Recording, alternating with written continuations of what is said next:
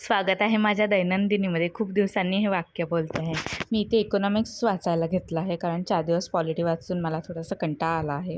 म्हणून म्हटलं इकॉनॉमिक्स वाचायला घ्यावं. बरं, मी इकॉनॉमिक्स वाचताना मी माझा फेवरेट टॉपिकपासून सुरुवात करते, जो आहे RBI. वाचायला सोप्पा आहे, समजायलाही सोप्पा आहे. त्यामुळे मी इझी टॉपिकपासून सुरुवात करते, जेणेकरून कंटाळा येणार नाही. नाहीतर इकॉनॉमिक्स तसा कंटाळवाणा पण आहे वाचायला आणि समजून घेऊनच ते करावं लागतं.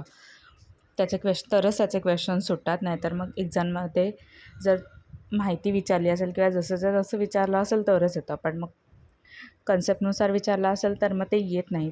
त्यामुळे समजून घेऊनच इकॉनॉमिक्स करावा लागतो. म्हणून मी टॉपिकपासून सुरुवात केली आहे. बरं, ह्याचं पण क्वेश्चन ॲनालिसिसनुसारच मी करते.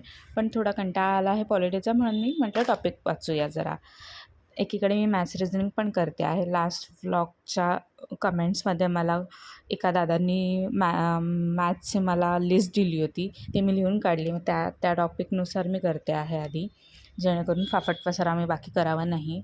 त्यामुळे ते एक बरं झालं की मला थोडी मदत झाली मॅथ्स रिझनिंग करायला. नाहीतर मग खूपच सगळे टॉपिक्स करायचे आहेत, असं करायचं आहे, तसं करायचं, असं टेन्शन येतं थोडं. बाकी असो, तुमचा अभ्यास कसा चालू आहे नक्की कमेंटमध्ये सांगा.